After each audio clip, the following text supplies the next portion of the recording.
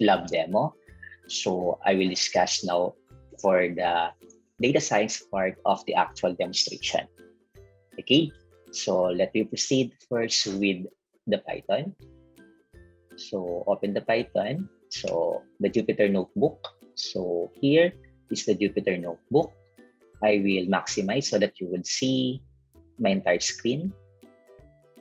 Okay, so now I will create a new week for demo. So what I'm going to do is to create another Python file. So this one would be a week 4 demo 4. So this one for week 4. Then I will rename. Okay, so now we are in a week 4. So the topic for the week 4 is about the understanding the NumPy. Okay, so I will make a heading. So understanding about NumPy. Okay, so that's for the lesson. So by the way, just to give you an overview, in terms of the NumPy in data science, actually there's a certain library that we could add and supported by the Jupyter Notebook and also with the Python. Through that, those are actually gives an added information in terms of the multidimensional array. So are you familiar with the arrays, di ba? Yung hindi lang single, hindi lang double, but multidimensional array pwede niyang i-produce, including the matrices.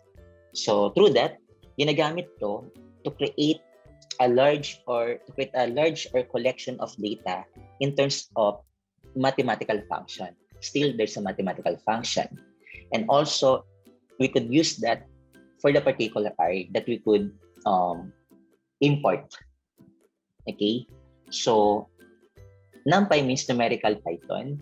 So ito yung gagamitin for data science, as a data scientist for data science.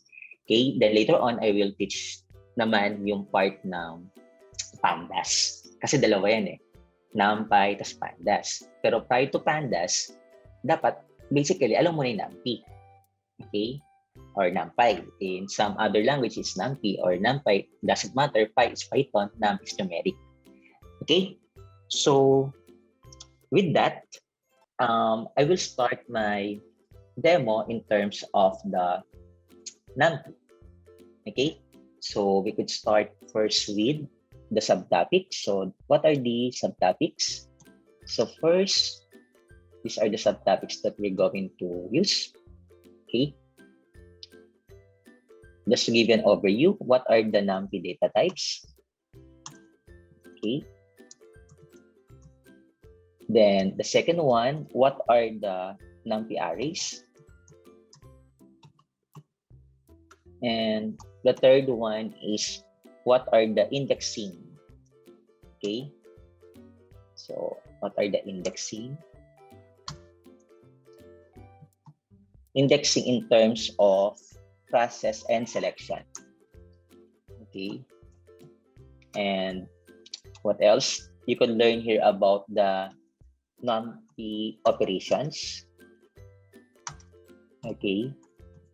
And you can learn here the intro about the NumPy broadcasting. Okay. Broadcasting. Okay. So that's the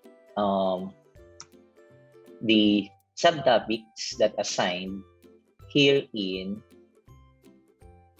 Python. Okay.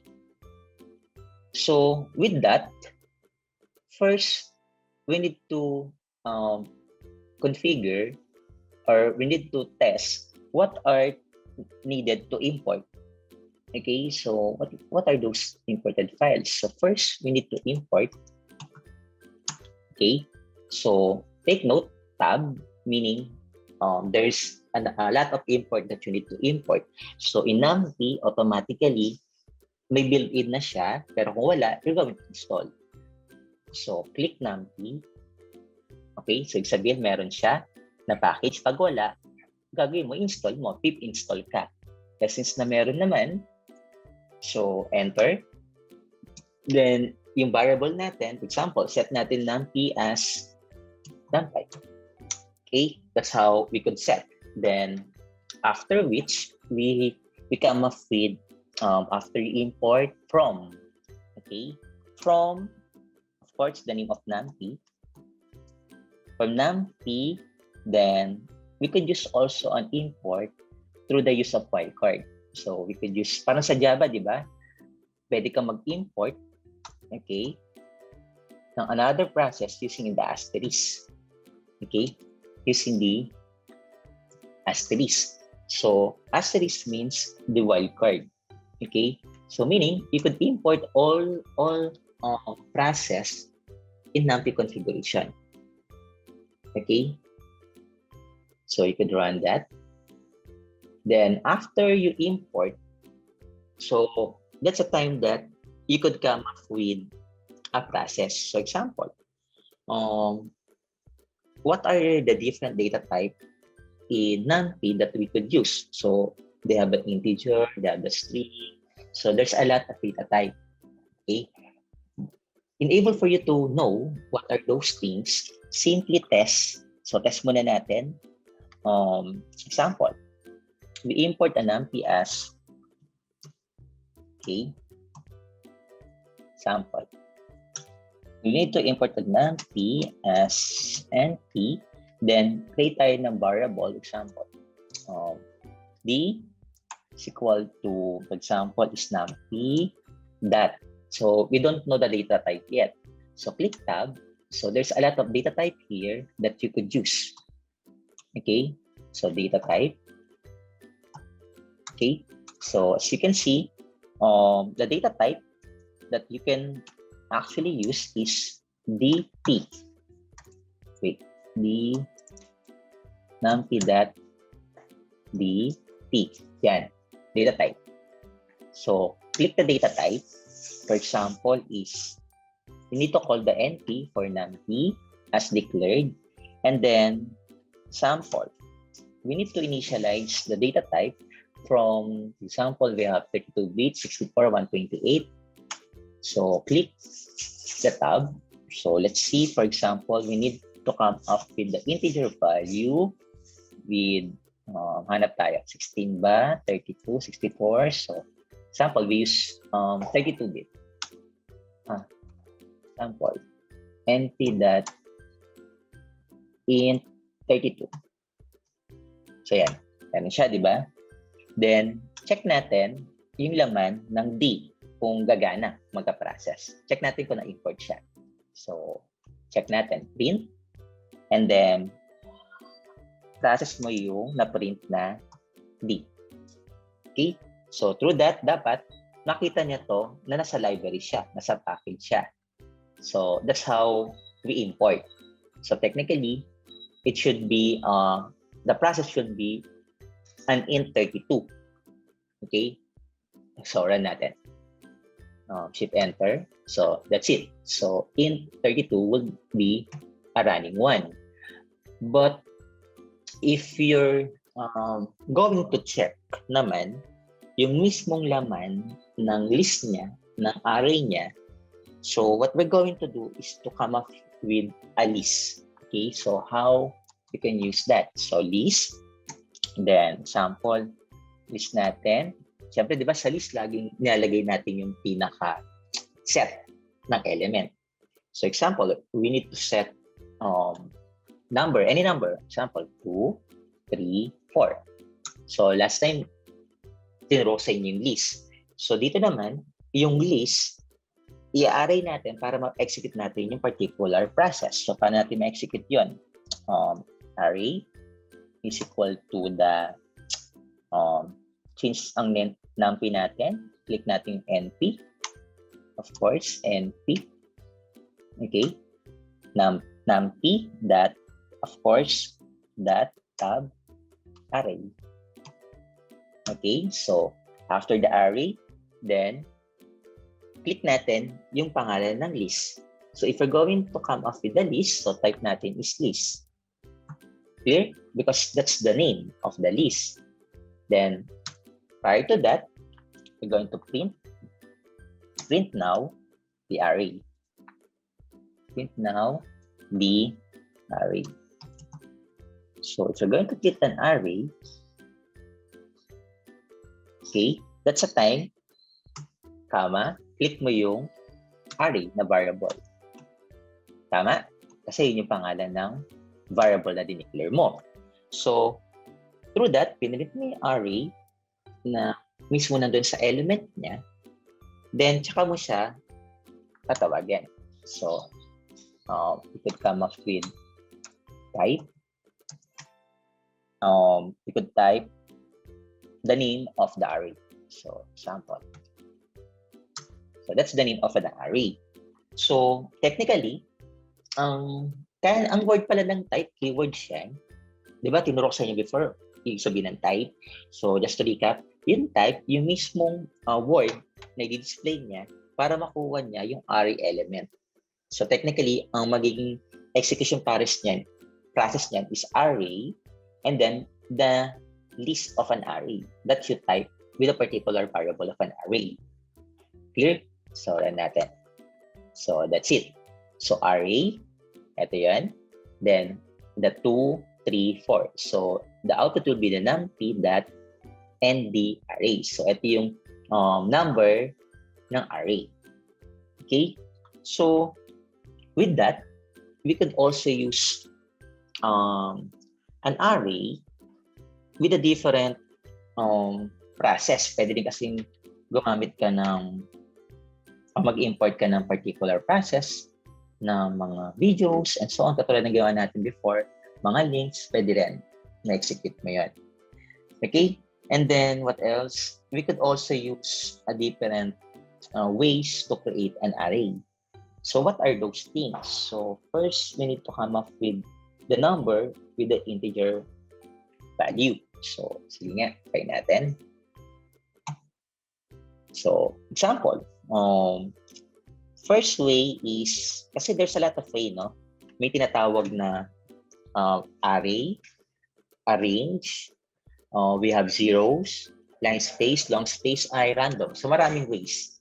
So, isa-isa natin mga ways. Siguro, start tayo sa integer array. So, example, integer array. So, kung ang array natin, gusto lang natin makuha yung mismong type, pagsamahin natin kanina, no? Yung in-import na 32, pagsamahin natin to, tapos combine natin yung pangalawa para makita natin yung difference. No? So, para hindi nakakalito. So, what we're going to do is to combine those things. So, R is equal to array. Okay. And then, the array, so kung ginawa na natin is yung 2, 3, 4. So, iba naman natin. Let's say, for example, is 6, 7, 8. Then, we need to, okay, wait. Control C.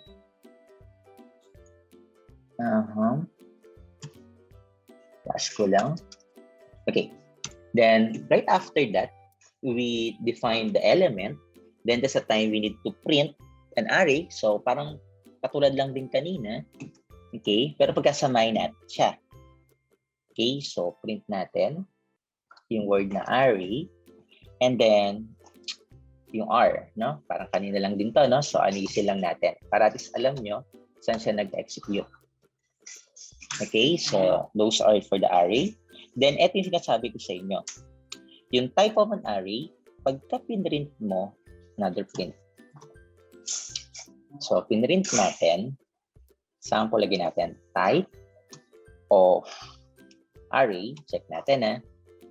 Then, lalagay mo rito yung tab, R for the array, then that, tas tab mo, makikita niya yung mismong data type ng array. So, parang nangyari is, chinek mo lang yung process kung saan siya mag-execute. Example, yan. Tab, R, the name of the array, and then, gawin mo dito is that, tapos tab, yung data type. Okay? Yung type niya. So nangyari doon is yung type ng 678 is in 64. Automatically, na-detect niya. Hindi siya in 32 kasi iba yung value na lumabas sa kanya. So, siya na magsasagot kung anong value type ng integer siya based on the given array. So, hindi ka na kailangan mamili pa ng gagamitin ko na integer value. Siya na mismo magpiprint based dun sa element na sinet mo. Clear? So, ganun yung maganda rito sa Python, sa NumPy, kasi siya nasasagot ng any numbers, no? 1,000 o millions numbers, pwede niya ma-retrieve as long as na-define mo yung NumPy. Okay? So, another thing, paano naman kung gusto ko na yung type ko lang is maging, for example, 32 lang, maging float lang. So, pwede naman, okay, as long as you define the different process. Okay? So, what else? Sige, gawa tayo na may floating naman. Okay? So, gawa tayo na may floating. Okay. New line. So, floating or data type niya is floating point. Ibig sabihin, meron siyang decimal places. Ibang double sa floating point. Alam niyo naman yan, di ba? So, sa floating point, there's at least a decimal point to float an array. So, we need to float. So, example, still array is equal to array. Then, this time, yung laman niya, lalagyan natin ng floating point value. Example, 6, 7, and then, lalagay mo example 8, gawin natin 8.4. Ayan. So, through that, nilagay mo ang point. Then, pag pinrint niyan, same logic, no? Piprint natin. Okay. So, print, then array. Actually, you can copy-paste if you want. Wala namang problema. Okay. Ang sa akin lang is, para malaman ninyo na there's a process to execute the particular data type. So, para nangyari is, tinype mo ulit, then, automatic ma-detect niya yung array niya. Okay, so through that, dapat maging float siya. Okay, so, it should be float. Oh, wait, okay, so, 678.4. Okay, so check nyo yung nilagay mo na floating point. So, print type of array, yung data type niya. Okay? So, same logic. Yan. Tapos, R, tab mo. Okay? Then that, tab. So, hanapin mo yung data type niya na process. So, take note, pagka nilalagay mo yan, yung process ng array, dapat na-include siya kasi otherwise magkaka-error yung process. Okay, tinan mo, tulad nito, ni-run ko. O, di ba? Simply because yung array, hindi niya pa rin na reset o nakikita yung pagkaka-retrieve. So, new line, tinan nyo. Example. So, ito yung kanina, di ba? So, copy ko So, para makita natin yung built-in function, so nilagay mo dito, ginawa kong 0.4. What will happen is that automatically sa tab, no? Pag kanilagay natin, dapat lalabas yung type.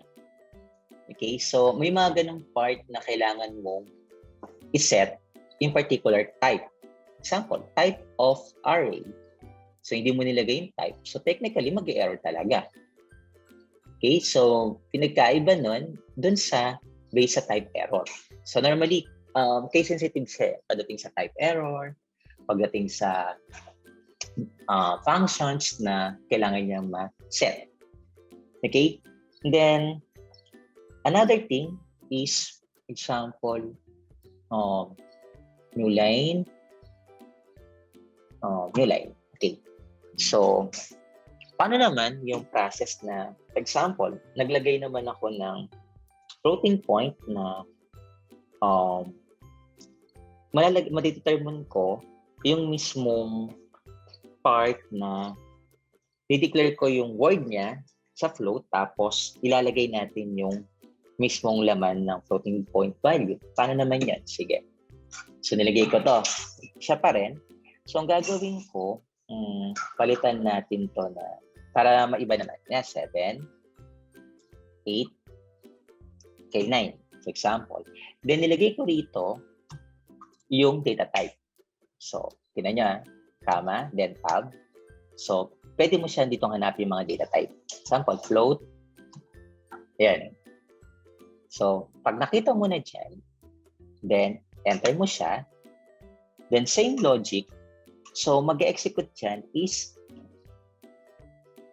float in terms of the given type. So, mangyari, sabihin niya, type of array is float 64. So, palitan natin. Example, R1. Para naman maiba. Kasi ating R1. Di ba? So, tingnan natin. Yan. So, ito yung array ng R1. Kasi ito yung R na natin, no? So, R1, 7, 8, 9. Then, float siya to 64. So, same process dito kanina. It's so happy nilagay ko lang ng float ng data type after those set of elements. Pwede kasing ganon. Maraming way kasi na pwede mong ilagay. Pwedeng sa float ng array or pwedeng sa data type, i-set mo. Or pwede rin naman na ilalagay mo mismo sa pinaka list niya ng process. Okay? So, next. Line. Okay, new line. Okay. So, okay. So, new line tayo. So, maglagay na ako ng mga line para at least dire-diretso. Okay. Then, right after that, let's proceed with the functions na pwede naman natin ilagay yung list na pwede natin i-retrieve. So, example, list, okay ang ko example, my list. So, lagay natin is my list. And then, lagay natin laman niya. Example, 1, 2, 3. Okay. Then, lagay natin yung x or any variable na pwede natin i-declare. So, tab. So, yung numpy natin, ito yan, no? Then, that, tab. Nakita nyo? Bilis lang, di ba? Tapos, automatic. R, no? R. Yan. Tapos, enter mo lang. Pag nasanay ka na, tab, tapos enter na lang yan, eh. Automatic yan. Then, tingnan mo. Click mo to. Tapos, tab mo. Lalabas yung my list. O, di ba? Bilis. So, yun lang. Pa-process niya. So, syempre, kailangan i-print yung value ng x, tapos type x. Okay? So, print mo. Then, print mo yung laman ng x. Okay? Then, type mo yung value ng x. Okay? So, run natin. Yan. So, 1, 2, 3. Okay? So, that's done and end the array. So, what if kung pinrint ko lang siya? So, copy natin. So, print lang natin to. So, yun lang lumabas sa kanya. Okay? Yung 1, 2, 3. Pero wala yung numpy na end the array natin na nakatype sa X. Para atis alam natin na na-declare siya dun sa array settings. Okay? Clear? So, that's the different thing. But still, it would output the result based on the given set of elements. Okay? Then, you can also use a matrix. Okay? So, when you say matrix, those are matrix based on the rows and columns. Okay, so how can you use the matrix? So example, my matrix. Okay, then equal. So syempre sa my matrix, kailangan mo doon na ilagay yung magiging laman ng element mo. Okay, example, we have 1, 2, 3. So tingnan natin ha. So ito yung first matrix. Then second, we have example is 4, 5, 6. Then next is 7, 8, 9. Okay. So, given the set of matrix na 1, 2, 3, 4, 5, 6, 7, 8, 9. San diretso na naman yan, no? So, kung natin yung vector niya, yung pinaka-result niya, kung saan kukunin yung array na two-dimensional, kasi rows and columns, with respect to 3 columns. So, para mangyari, kunin natin 3 columns at saka 1 row. So, kung 3 columns, pag ganun yan, no? 1, 2, 3, 3 columns. Kung row, isang ganun lang, 1 row.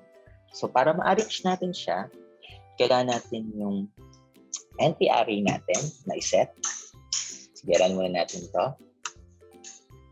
Okay, so, paano natin iset yon?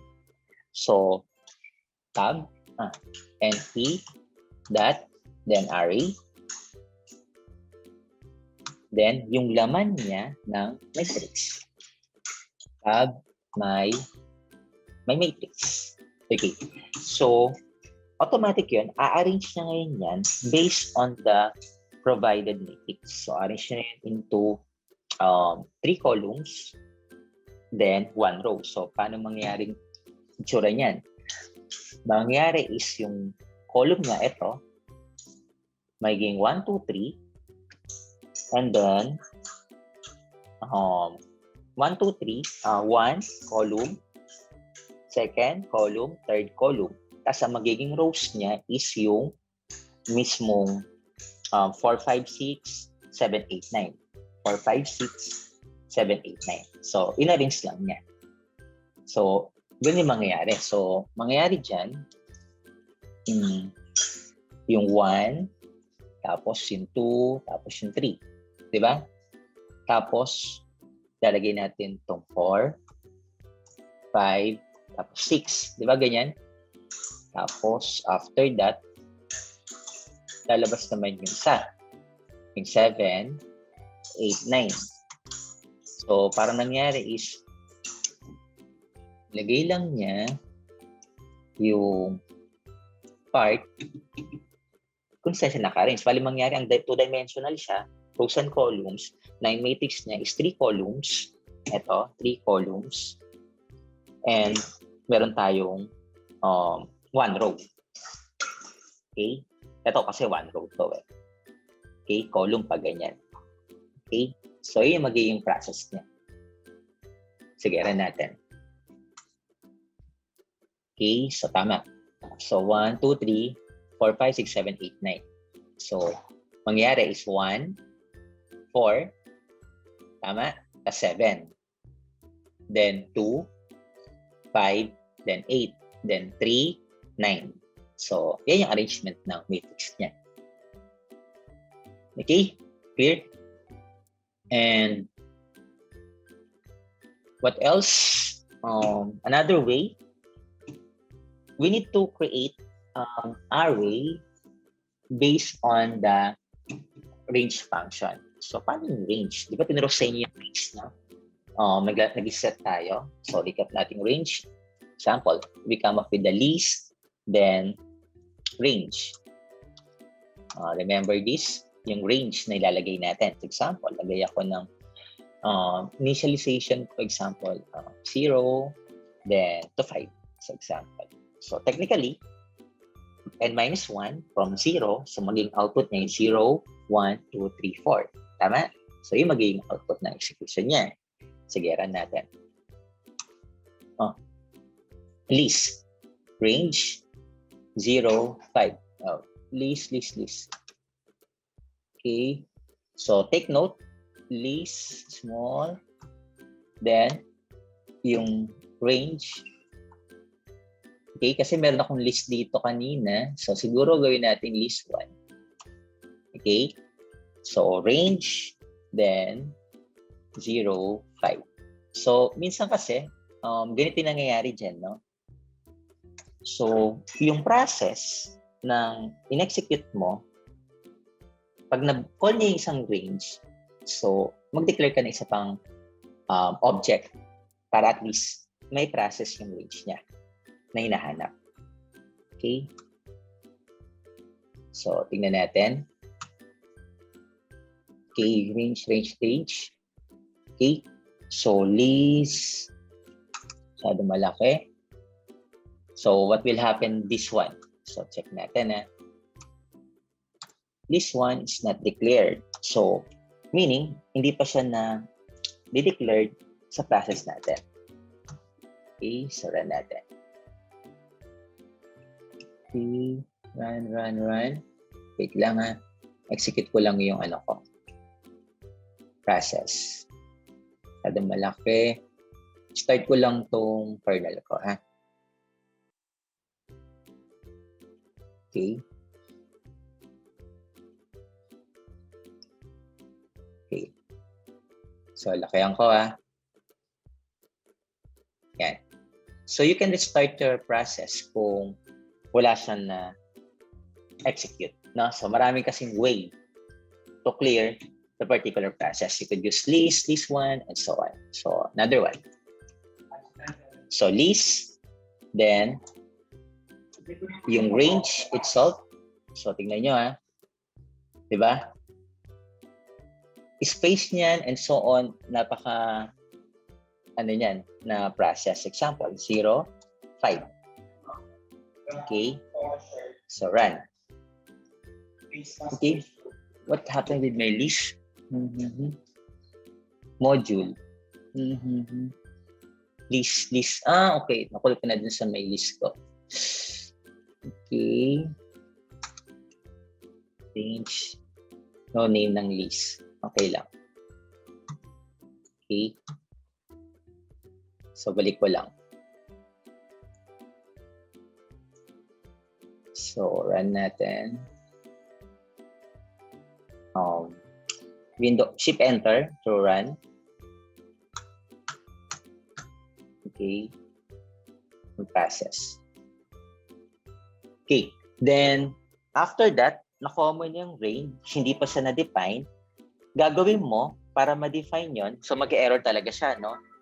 Para malagay natin yung range, kailangan mo i-define yung name NP mo para dun sa list of an array.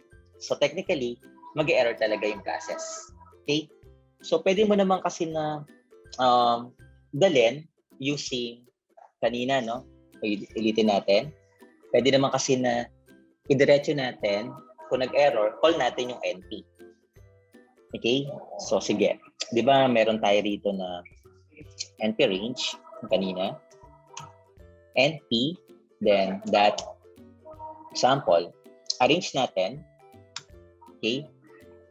Based dun sa range na kinuha natin, arrange natin yung value na, for example, 0 to 5. Pwede ba natin ma-arrange yun? Instead of range, so hindi siya na-declare pero ginamit ko NP. So tingnan natin yung pinagkaiba ng dalawa. Okay, kung ginamit ko yung arrange na range dun sa una, pwede naman i-cycle yan, pabalik na rin. So para matest natin. Okay, so through that, process natin. So pwede na i-arrange na from 0, 1, 2, 3, 4. Kasi dati di ba gumagamit tayo ng list tapos dinaretso. Dito sa NP, para at least hindi ka na magde-declare pa. So simultaneously, na-process niya na. Okay?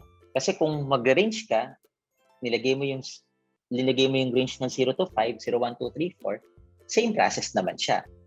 Okay? So ang gagawin lang natin, i-declare lang natin kung nasan yung NP niya na nag-execute. Or pwede rin na gawin mo is NP, then that, tas arrange siya.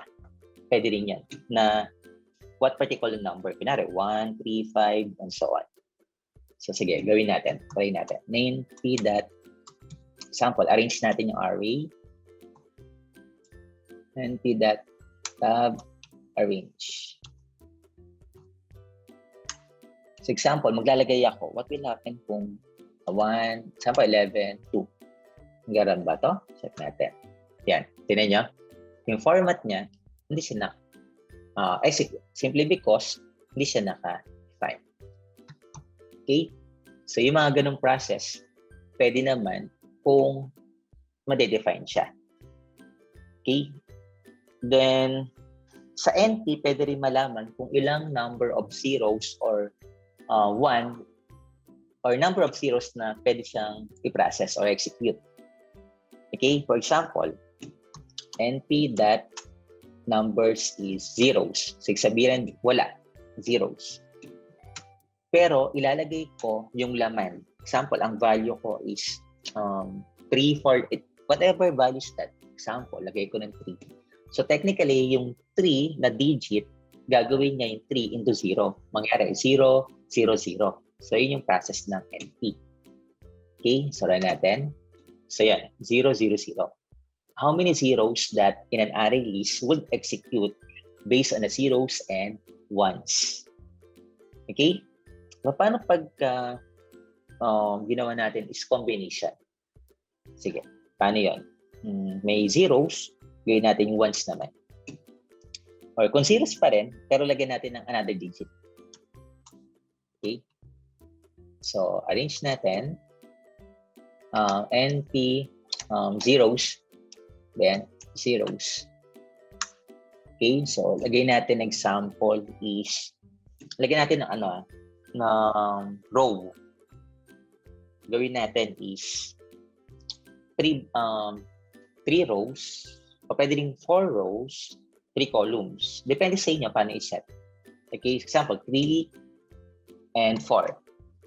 So, dapat mangyari yan is 3 rows, 3 plus 4, 0, 0, 0, 4 siya dapat.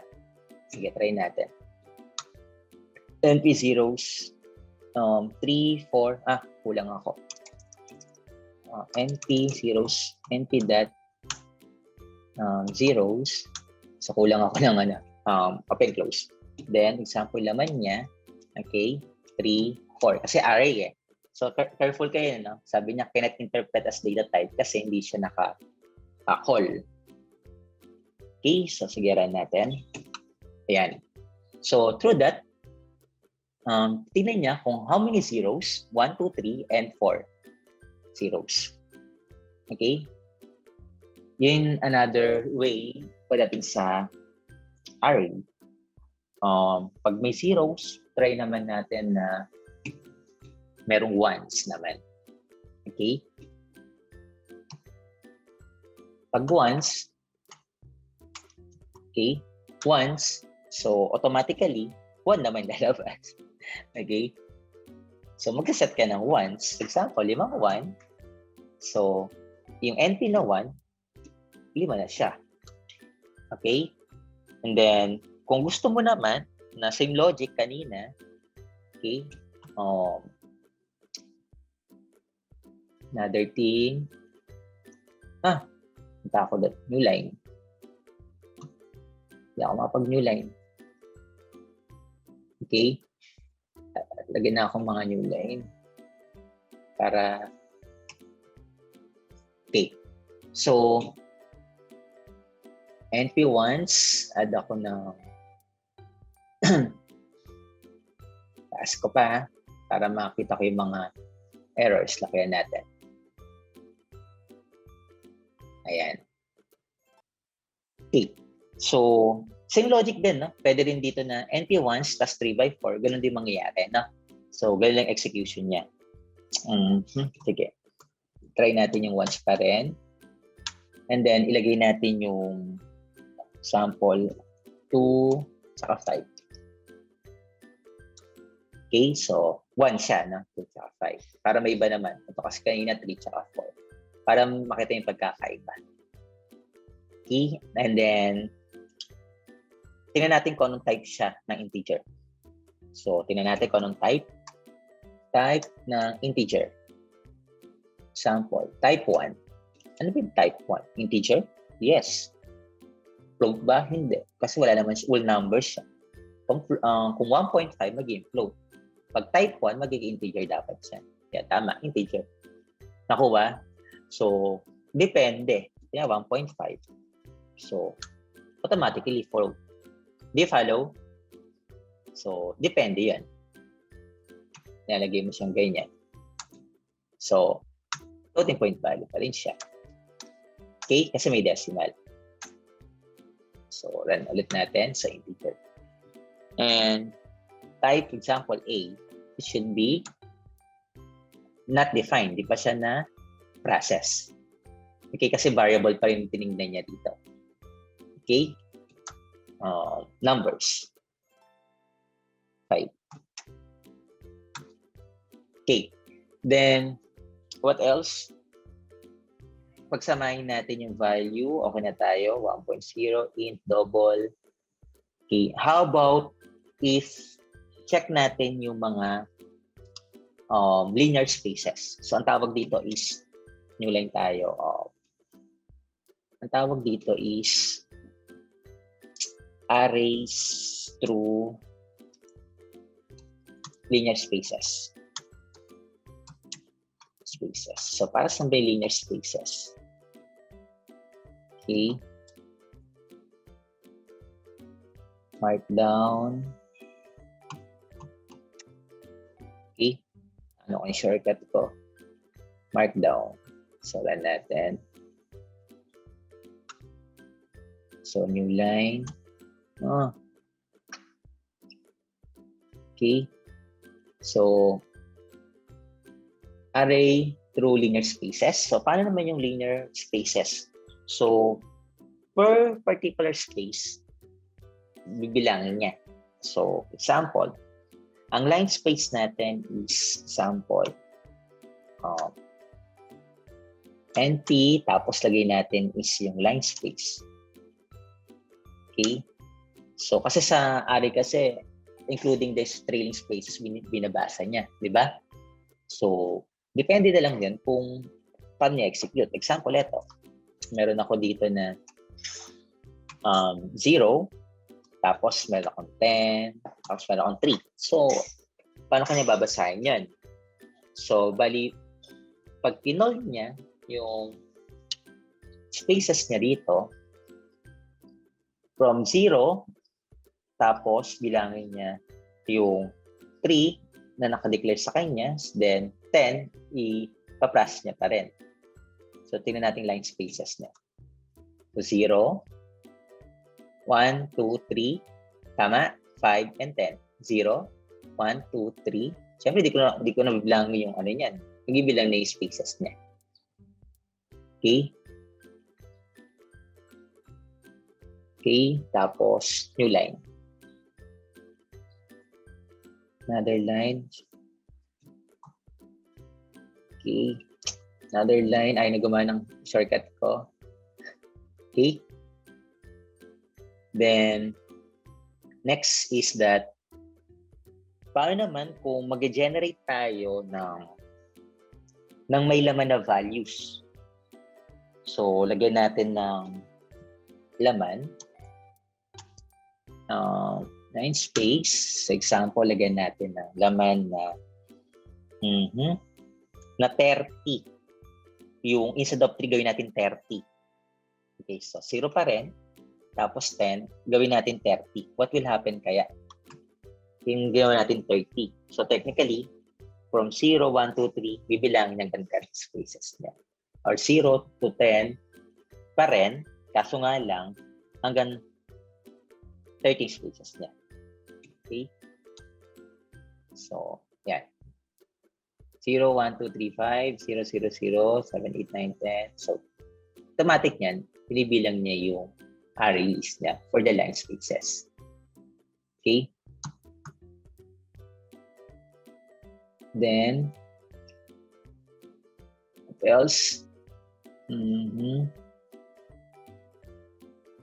Another one. Search below. Below. Okay, lagyan ko na nga. Yan. Yung line ko na. Ay gumana yung shortcut. Okay. So, what if sa part na tayo ng tayong matrix. So, gawa tayo ng sa heading para sa NumPy, tapos pandas. Punta tayo sa pandas naman. Okay? So, para sa inyong pandas. Sige. Basically ng pandas. So, sabi ko kanina, so, pandas or panda. Okay? So, sa pandas or the part of the pandas, take note ang pandas, ginagamit siya for Python in terms of data analysis. Okay? Ng data science. So, ang ginagawa niya is nagkakaroon siya ng analysis based on data. Then, pag na-manipulate niya na yon, i-execute niya into visualization using NumPy. So, ano yan after NumPy, papasok si pandas. Tapos after that, matplotlib. So, hanggang sa gumanda na yung process mo from basic to advanced. So, ito na yung libraries na gagamitin natin to come up with a good presentation in practical data science. Okay? So, I do hope alam niyo na yung part ng PDS doon. Wala tayong maging problema doon sa mathematical execution. Okay? And now we proceed with the sample. So, if we're going to import the NumPy, let's say check natin, import, okay, NumPy. So, tingnan natin kung meron siya. Sabi ko ba? And NumPy, meron. Pag wala dyan, install yan. So, sabihin, meron siya. Okay? As NumPy, okay na sa pandas, di ba? So, lagay lang natin ng series. Play tayo ng series. Gawa tayo siguro dito ng series. Gawa tayo ng series dito. Heading. Gawa tayo ng series. Okay. Gawa muna tayo ng sample series. So, series muna. Okay? So, sa series, lahat ng value, i-execute niya yung mga block niya na process. Sige. Same logic, import ulit natin. NumPy, then as, ito lang ginawa natin before, then import pandas. So, after na NumPy, pandas naman. So, yan, may pandas. Okay? As PD. Dalawa na yan, Then run. Then after we import, gawa tayo ng labeling. So, wala muna tayong dataset, Hindi muna tayo gagawa ng dataset. So, basic muna tayo. Kasi pag gumawa tayong dataset, mas marami tayo yung ipaprocess or execute. But this time, gawa tayo ng labels that includes with the different set. So, tayo muna naglalagay. So, example, we have part of 11, sample 12. So, 11 muna. Tapos, sige, lagyan natin ng lamang pa. Tapos, 13. Siguro yan muna. Para at least. Ito yung mga list of labels. Okay? These are the list of labels. Paglagay mo ng labels, lagyan natin ng list. So, ano yung mga list? So, my list. Lagay tayo ng my list. So, lagay ko na nga para at least ito yung sinasabi ko is list of labels. Okay? So, ito namang may list na to. Ito naman yung list na ilalagay natin. So, ano yung mga list? Okay? So, example, lagay natin 10, 20, 30. So, that's the list. Okay? Then, nalagay mo na yung list. That's a time na wait lang. Ingat. Wait. Okay. So, nilagay mo na yung list niya. That's the time na ilalagay naman natin yung array para ma-execute niya. So, lagay tayo ng array and then is equal to tab yung NP natin, enter, and then ilalagay natin yung array. Diba? Bilis, yun lang. NP array, tapos click mo is yung tab mylist. Diba? Kasi list yun, hindi man may fix. Enter mo lang, tapos, yun na. Pero siyempre, tawagin natin, lagyan natin comment. Tawag dyan is yung array. And then, after you execute then, dito ka na maglalagay ng data frame.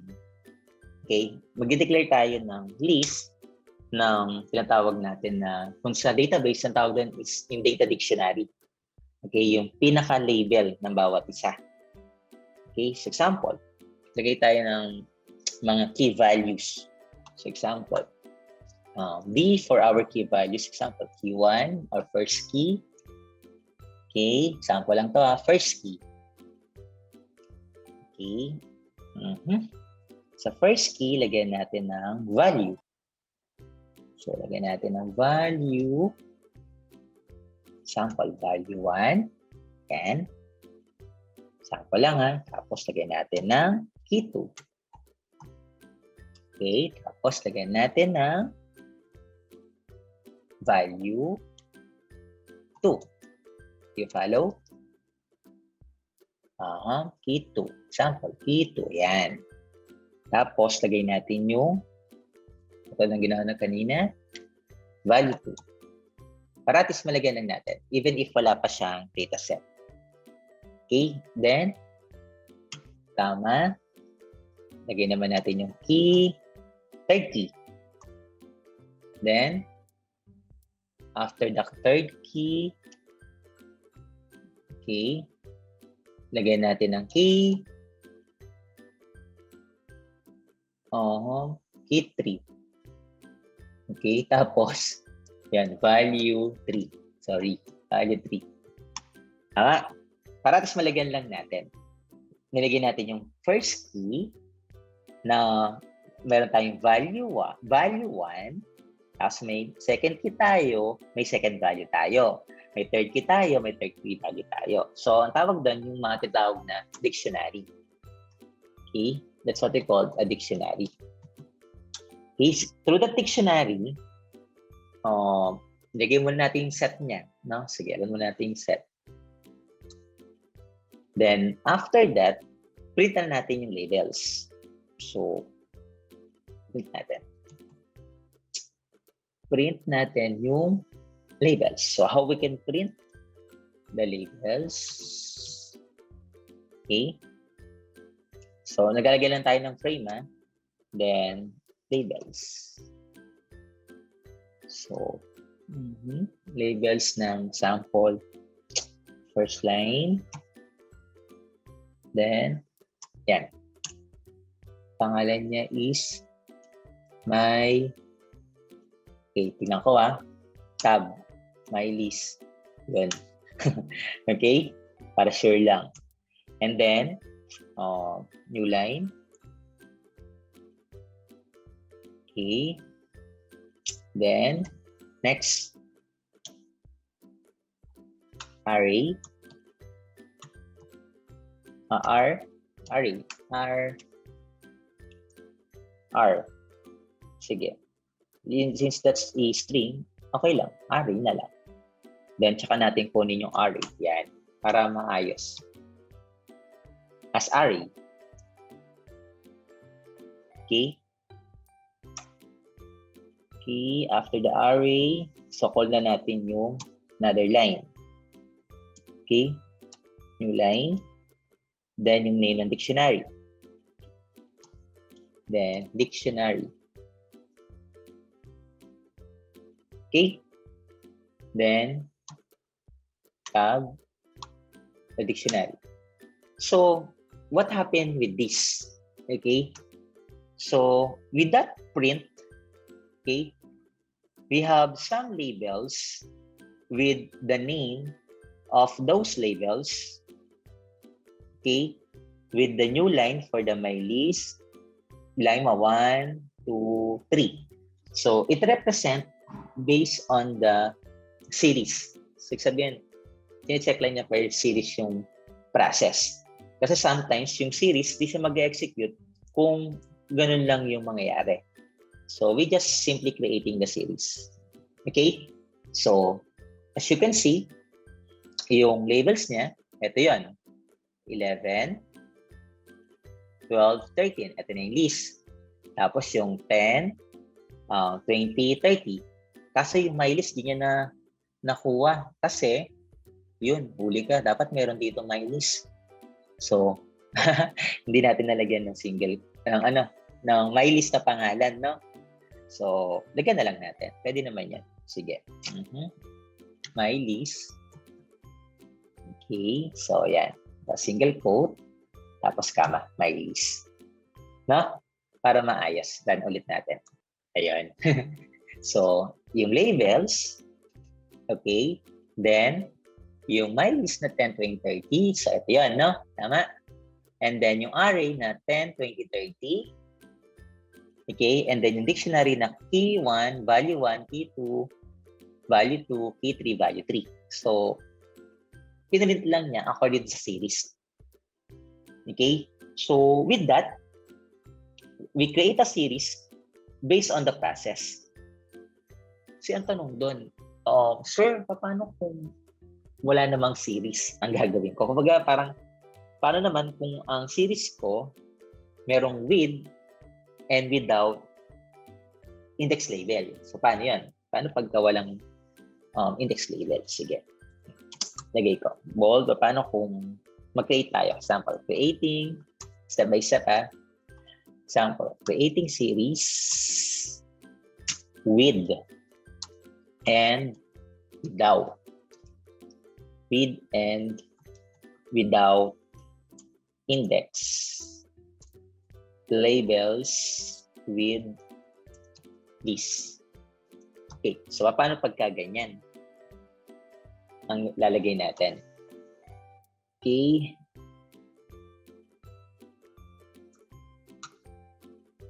So, with that, pwede tayo mag-execute ng without label or without label list. Pwede natin na pandas that gamitin yung package using series. Okay, that series. Ulit.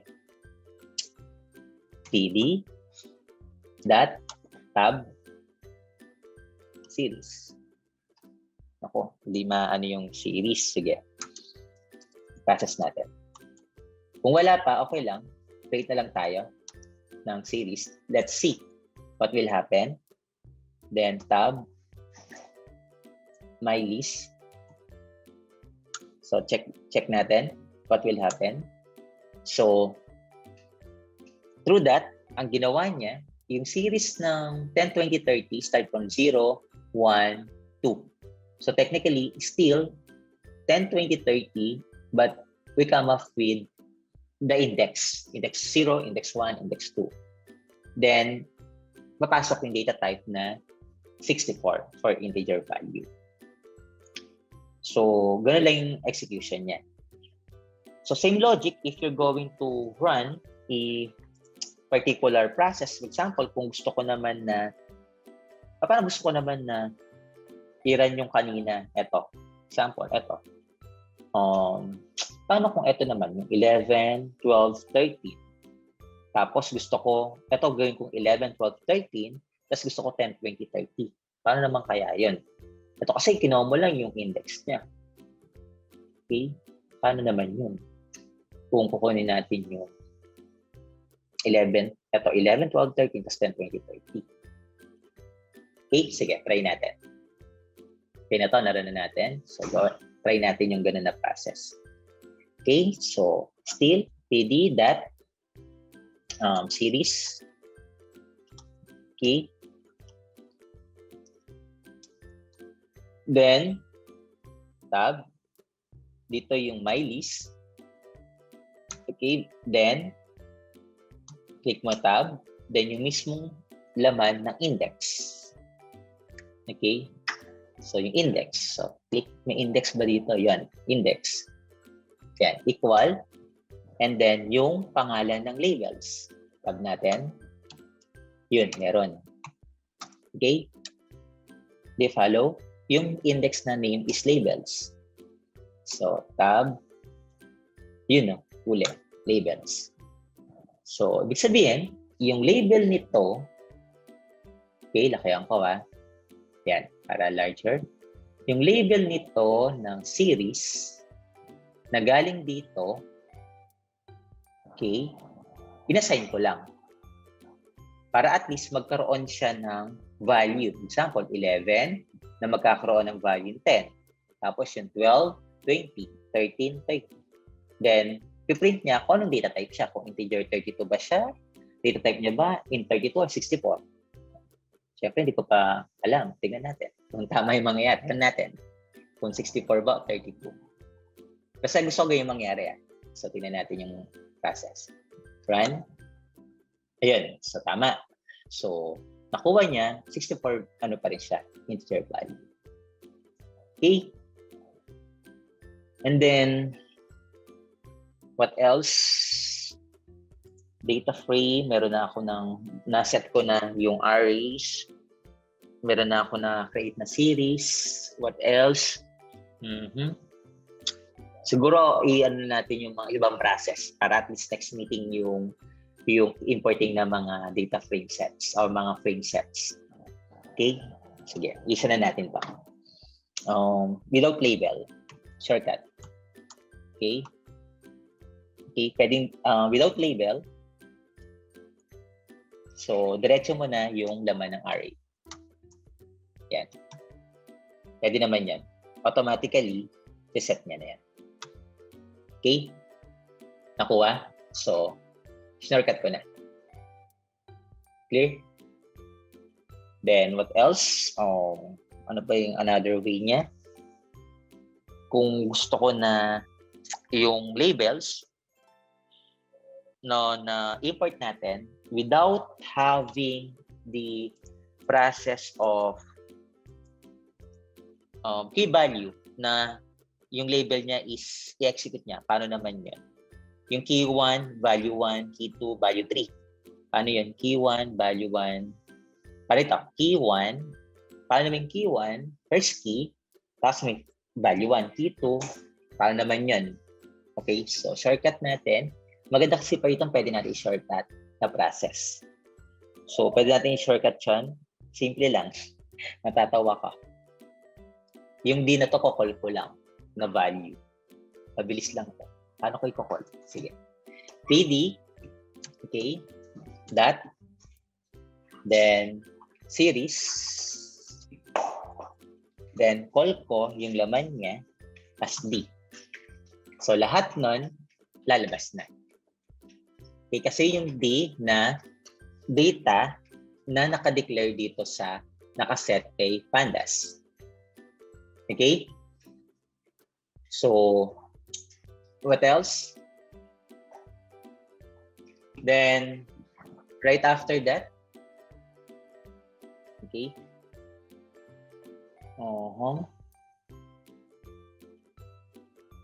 After the value, pwede naman na ilagay natin yung series kung merong label na walang laman. Paano kung walang laman? Yung label.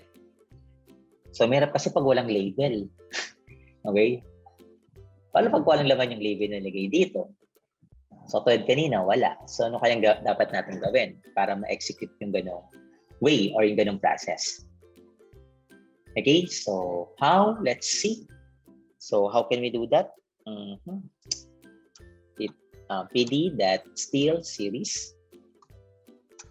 Okay. Lagay natin yung laman ng D. Ito yung D, di ba? Yung laman ng D, ito yan. Okay. So, lagay natin yung D dito. Then, ilagay natin yung index niya. So, D, tapos index. So, is equal to, tingnan natin dito yung pangalan niya, labels. Tingnan natin. Is equal to labels. Yan. So, ipakita niya yung 11. Dapat makita niya yung 11, 12, 13 na yan na walang value. Dapat. Okay? So, non-value. Kasi nga, wala silang label. So, run natin. Kaya tama. Yung 11, 12, 13, nan siya. Okay, pero pwede mo lagyan, no, na label. So, kung gusto mo lagyan ng label, pwede naman. Kasi yan, wala, di ba? So, gusto mo lagyan yung patulad kanina na logic, yung 0, 1, 2, 3, pwede naman siya. Okay? Gawin mo lang is, iset mo lang. I-equal mo lang siya na may label. No? Gets nyo? Sige, gawin ko. TD that series, then call ko, then D, pati sinasabi kong D, madali lang to. D is equal to labels. Yan lang. Tapos automatic lalabas ng 0, 11, 1, 12, 2, 13. May label na siya. Okay. PD, series, yung data. But D. Yung laman ng data. Data yan. Yun. Okay, na doble. Labels. Okay, data yon, no? Tatab mo lang. Kasi yung data niya. Okay? And then, after that, pwede ka na mag-proceed ng classes. O pwede ka nang gumamit ng mga built-in function sa series. So, ano yung mga built-in function? Pwedeng, tingnan natin ang laman ng built-in function. So, PD, tapos series ng sample is function. Sige, lagay natin ng sum, tapos print natin yung length. Okay? So, dapat makita lang natin na. Check ko lang kung kasama yung built-in function. Sum, built-in, tama, ito nga yan, 0, 1. So, check lang kung nandito yung series. Okay? Pwede siya na process. Okay? So, last na tong series para ma-try natin. Then, next meeting yung data frames, no? Sige. Sa series, pwede ka kasi mag-series ng laman ng index is yung mga different color or whatsoever, mga data. Example, sample series, sample first series equal to tab pd k dot tab series. Yan, meron na, di ba? Wala kasi kanini. So, click tab sample 1, 2, 3, 4. Ibig na natin. Yan. Tapos lagay ko ng index. Pati index. Ang index ilalagay ko ngayon yung laman niya. So, example. So, ano yung mga country? So, USA, sample. So, USA. Yan, mga sample. Ayan, meron tayong China. Meron tayong France. Okay. Tapos, meron tayo Germany. Sample. So, ito yung mga country. Okay? So, ito yung naka-series sa kanya. Okay? So, yung series na to, yung index na nakikita ninyo, muna nga natin. Okay? I-call natin. So, pag-call, ang bilis lang, class. Ang bilis-bilis lang niya. Tignan mo, 0, 1. Tapos, pag niran mo, yan na. Di ba? Basta na-set mo lang. Then, call brings 0, 1. So, eto na, nalabas na. Whatever index ilagay mo, i-click niya. Series 1, 2, 3, 4, USA, China, France. So, ganun lang kasimple. Okay?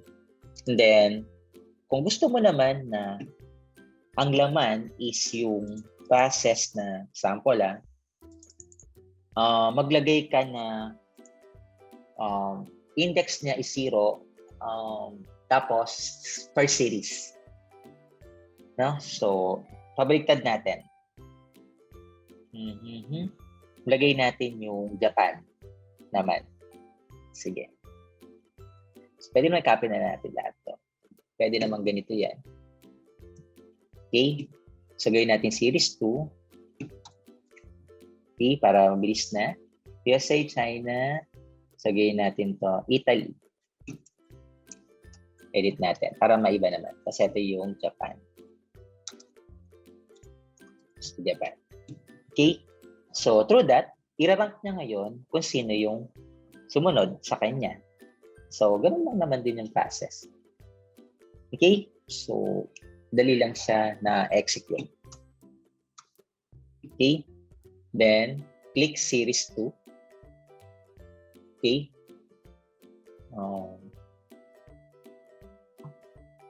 Then, Series 2.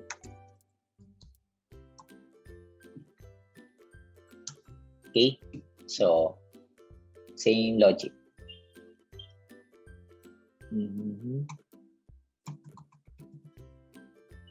Then, okay? Then, what else? For example, gusto ko makita yung based on that index. Gusto ko makita yung USA. So, pwede mo ilagay na saan siya nag-trigger sa Series 1. So, pwedeng gawin mo is Series 1 or gawin mo is series. Sa first series, example kukunin mo yung value niya. Pwede naman. Example, USA. No? Series 2 pala nilagay natin dito, di ba? Series 2. Tapos, example, USA. Ilalagay mo. Pwede naman yan. Para mabilis. Okay? So, pang ilan si USA? 1, 2, 3, 4. So, pwede mo siyang ma-call. Okay? Kasi pang isa na talaga. Si Japan, pang-4. Okay? So, mabilis yung process. What else? Na execution. Series 2, ganun din, no? Yung pag-process, Japan, Canada. Paano pag nilagay ko na Series 2, nilagay ko. Tapos, nilagay ko dito is, nilagay ko lang, PH. Siyempre, automatic wala. No, siyempre, kung ano yung mag-error naman doon. Laki sa value. No? Kaya ang PH doon. Not unless kung paita mo to ng dito na yung Philippines. Okay.